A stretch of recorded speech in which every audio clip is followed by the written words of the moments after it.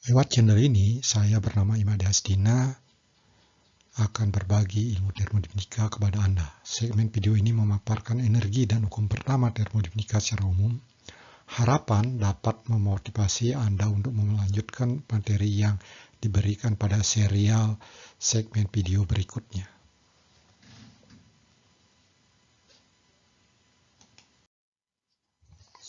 Adapun tujuan pembelajaran dari serial segmen video pada bab ini adalah mampu menjelaskan konsep energi dan satuannya, mampu menjelaskan energi dalam, energi kinetik, energi mekanik, dan energi potensial,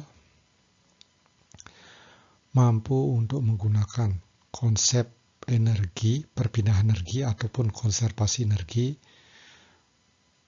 melewati kerja dan panas, dan mengevaluasinya. Berikutnya adalah mampu menerapkan hukum pertama termodinamika, perubahan energi pada masa atur. Berikutnya mampu menjelaskan definisi siklus termodinamika, neraca energi pada siklus, dan juga contoh-contoh analisis energi, aplikasi pada pompa kalor, mesin pembangkit daya, dan mendefinisikan kinerja siklus. Mampu menerapkan hukum pertama termodinamika untuk masalah-masalah praktis. Adapun rujukan atau daftar pustaka yang dapat digunakan adalah pertama, buku karangannya Moran Shapiro, Fundamental of Engineering Thermodynamics, edisi 6 atau lebih baru, penerbit John Wiley Anson, New York 2008. Yang kedua adalah buku Yunus Cengel dan Boole, Thermodynamic and Engineering Approach, edisi 6 atau lebih baru, McGraw-Hill 2007. Dan sudah tentu juga buku-buku lain yang relevan, situs internet lain yang relevan juga dapat digunakan.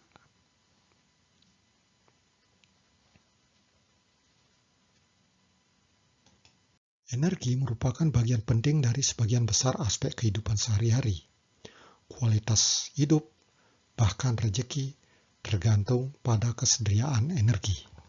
Nah, silakan Anda perhatikan pada slide ataupun layar.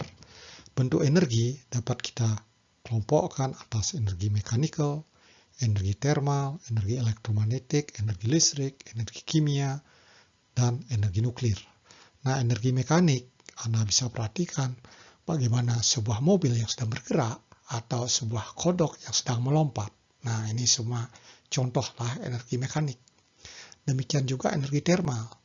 Bagaimana ketika Anda di dapur, Anda memasak air, membuat sup, jadi itu membutuhkan energi untuk memanaskan masakan ataupun minuman di dapur.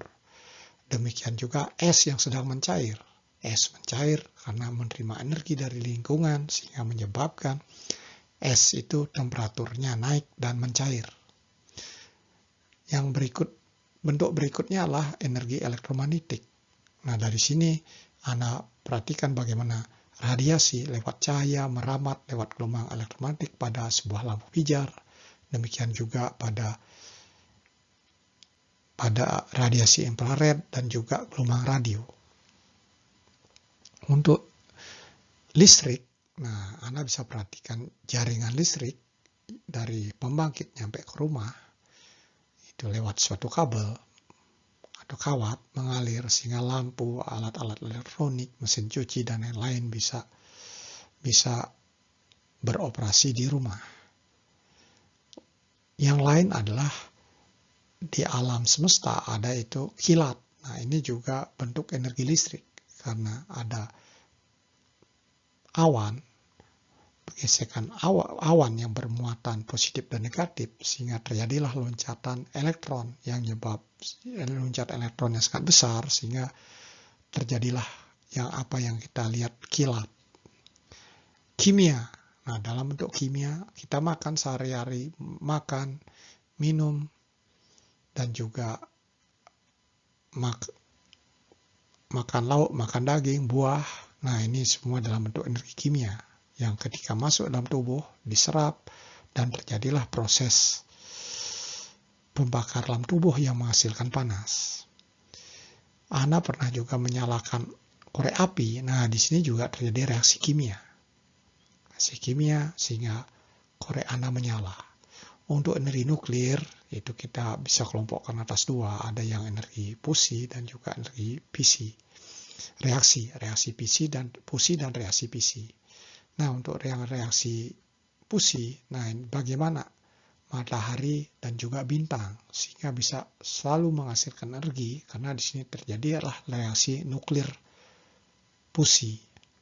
Sedangkan dalam kerak bumi itu ada energi nuklir sebagai hasil reaksi fisi. Nah, seperti inilah yang bisa kita ilustrasikan berbagai bentuk energi, dan sudah tentu masih ada tantangan-tantangan kita untuk meningkatkan efisiensi dari sistem atau mencari sumber baru untuk menghasilkan energi-energi yang dibutuhkan untuk mendukung kehidupan atau mendukung keberlangsungan kehidupan.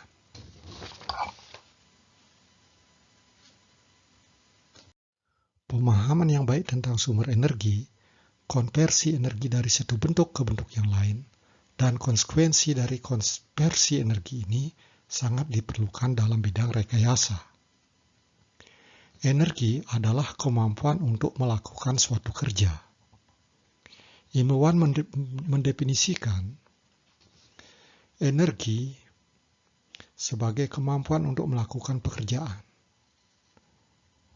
Peradaban modern dimungkinkan karena orang telah belajar bagaimana mengubah energi dari satu bentuk ke bentuk lain dan kemudian menggunakannya untuk melakukan pekerjaan.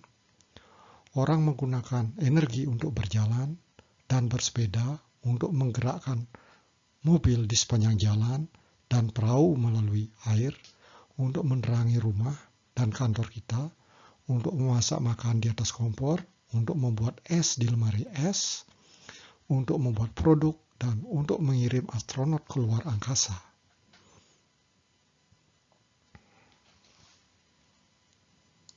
Energi ada dalam berbagai bentuk seperti termal, mekanik, listrik, kimia, dan nuklir. Termodinamika tidak memberikan informasi tentang nilai absolut energi total.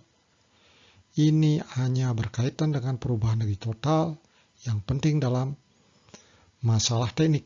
Sumber energi dapat dikategorikan sebagai terbarukan atau tidak terbarukan. Ada banyak sumber energi yang berbeda yang dapat dibagi menjadi dua kategori dasar. Sumber energi terbarukan yang dapat diisi ulang dengan mudah. Sumber energi tak terbarukan yang tidak dapat diisi ulang dengan mudah. Sumber energi terbarukan dan tidak terbarukan dapat digunakan sebagai sumber energi primer untuk menghasilkan energi yang bermanfaat, seperti panas, atau dapat digunakan untuk menghasilkan sumber energi sekunder, seperti listrik dan hidrogen.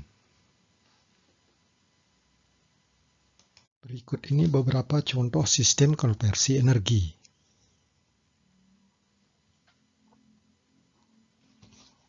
Gambar ini menunjukkan sistem torak, silinder, piston bergerak karena tekanan yang dihasilkan oleh reaksi pembakar ruang bakar. Gambar berikut adalah motor listrik yang berputar karena aliran listrik yang menghasilkan medan magnet dan menyebabkan motor berputar. Energi mekanik ini digunakan untuk menggerakkan kompresor ataupun pompa,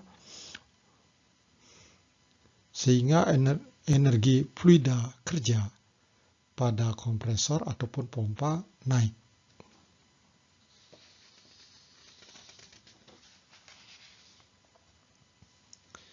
Gambar yang ketiga adalah sistem konversi energi dari energi fluida dengan tingkat energi yang lebih tinggi diekspansikan dan diambil energinya untuk menjadi energi mekanik.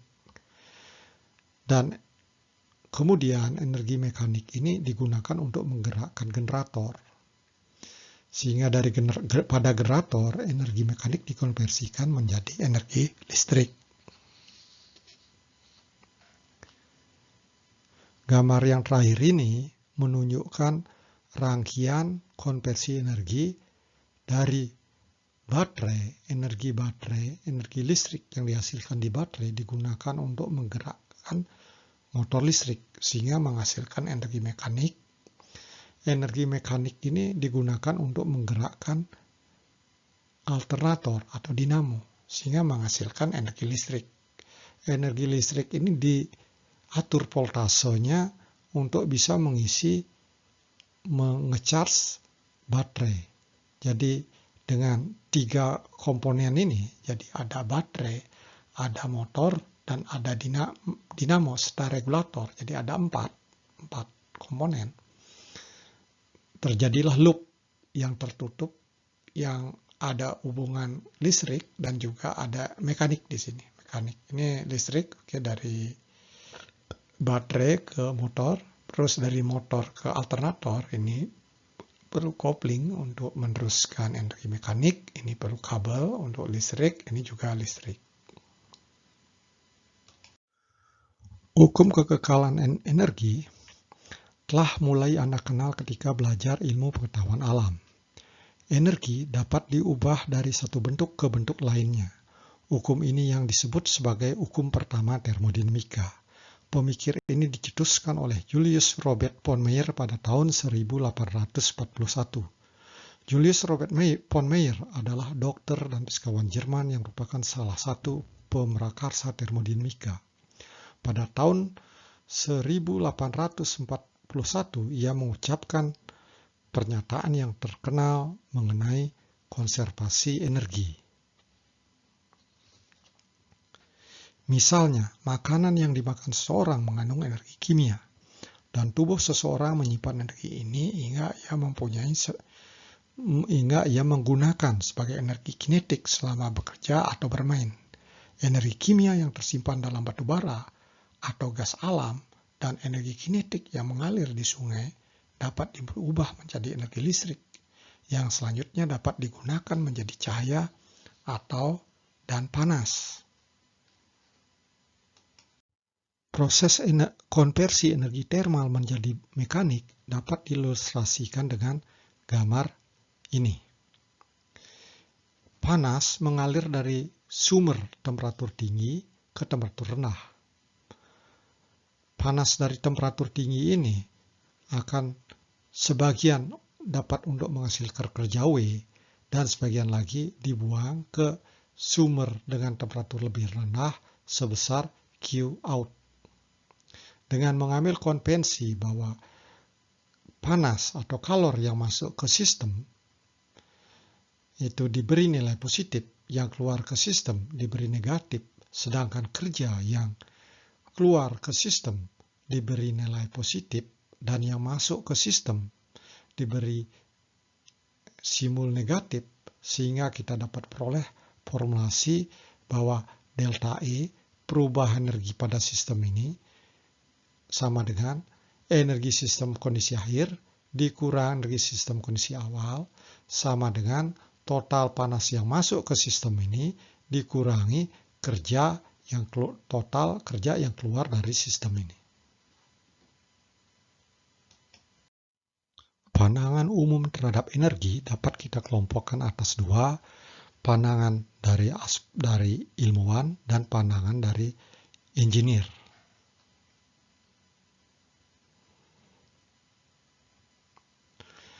Pandangan dari engineer ini melihat dari pandangan mikroskopik.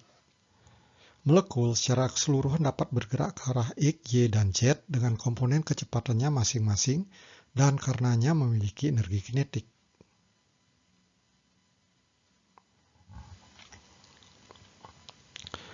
Dapat terjadi rotasi molekul di sekitar pusat massa dan energi kinetik yang terkait dengan rotasi disebut energi rotasi. Selain itu, panjang ikatan mengalami perubahan dan energi yang terkait dengannya disebut sebagai energi getaran. Elektron bergerak di sekitar inti dan mereka memiliki energi tertentu yang disebut sebagai energi elektron. Mode energi mikroskopik disebabkan oleh struktur internal materi dan oleh karena itu jumlah semua mode energi mikroskopik disebut dengan nama energi internal. Bentuk dari energi dari aspek panah makroskopik adalah energi yang dimiliki oleh seluruh sistem sehubungan referensi eksternal yang tetap. Dalam termodinamika, bentuk energi makroskopik adalah energi potensial dan energi kinetik. Energi potensial dan energi kinetik masing-masing diberikan pada posisi eksternal dan dengan referensi kecepatan.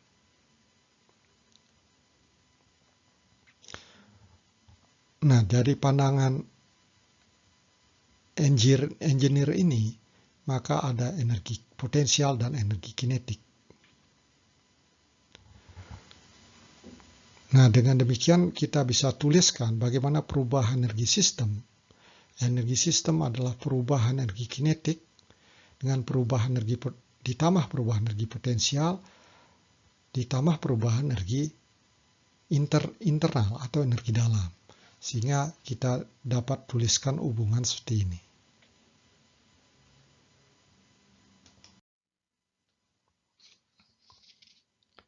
Secara umum, perpindahan panas dapat dibedakan atau ada 3 modus: konduksi, konveksi, dan radiasi.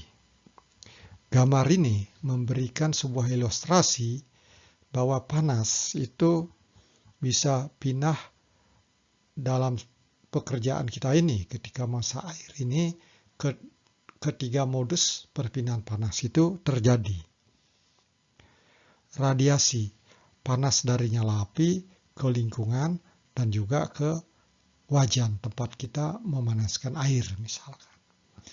Konveksi terjadi di dalam air ini bahwa dasar dari wajan ini temperaturnya lebih tinggi pada air sehingga air yang kontak atau lidah yang kontak itu akan temperaturnya naik sehingga massa jenisnya lebih ringan pada yang di atasnya sehingga terjadilah pergerakan di dalam air ini. Nah, proses perpindahan panas ini merupakan perpindahan panas konveksi.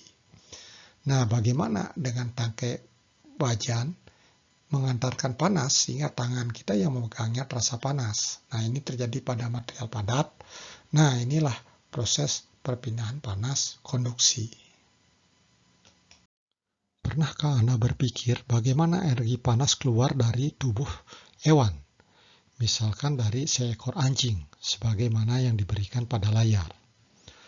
Nah, kalau kita perhatikan anjing itu, kakinya akan kontak dengan tanah atau lantai. Nah, dari kaki ke lantai itu terjadi perpindahan panas konduksi. Nah, tubuhnya yang bergerak, misalkan ekor, ada gerakan, ada angin, nah itu terjadilah perpindahan panas konveksi. Dari bidang tubuhnya juga, itu karena kulitnya itu mempunyai suatu temperatur tertentu dan beda dengan lingkungan, maka terjadilah proses perpindahan panas radiasi. Nah, itulah 3 modus perpindahan panas. Nah, di samping itu juga ada modus yang lain yang berubah fasa. Nah, inilah di sini ada evaporasi. Anda bisa lihat bagaimana dari mulut anjing dia bernapas atau hidung. Nah, itu akan mengeluarkan uap air. Nah, inilah metode untuk membuang panas lewat evaporasi.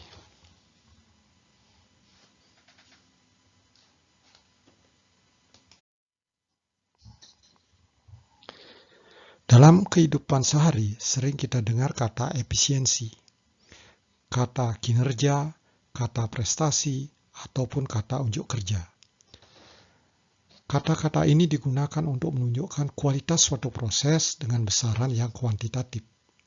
Efisiensi secara umum dapat didefinisikan sebagai perbandingan antara keluaran yang diinginkan terhadap masukan yang diperlukan.